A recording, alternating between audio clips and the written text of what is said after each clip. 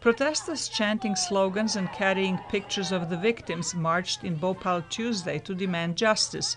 They burned an effigy representing Dow Chemical, the owner of Union Carbide, which they hold responsible for the disaster. Union Carbide का भी symbol था.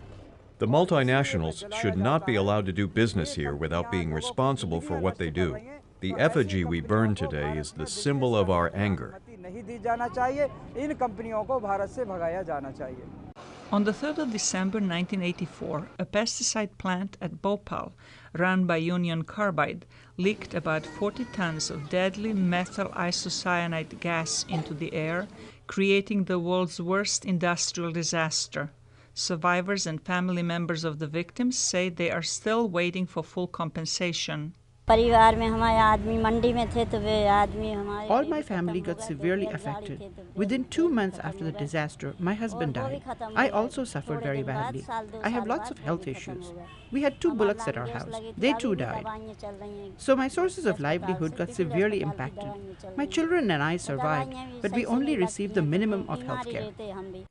Dow Chemical denies responsibility, saying the Indian government took control of the site in 1998. But many activists still blame the company.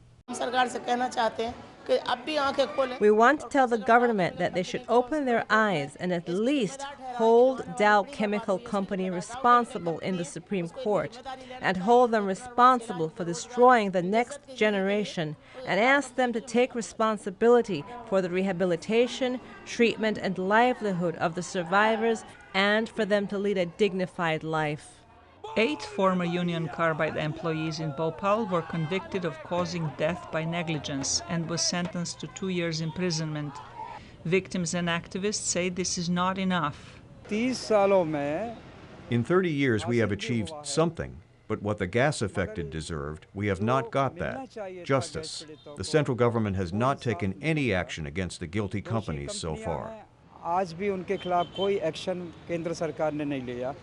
Environmentalists warn that the Bhopal tragedy is not over because the toxic substances have contaminated soil and underground water and continue to pose a threat to area residents.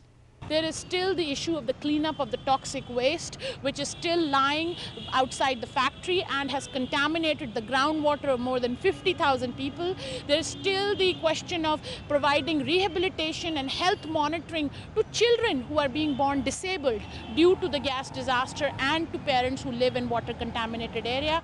Bhopal residents on Tuesday inaugurated an oral history museum that houses photographs and personal items of the victims, accompanied by audio clips recorded by relatives. Survivors have recorded their own testimonies for the museum. Zlatica Hoke, VOA News, Washington.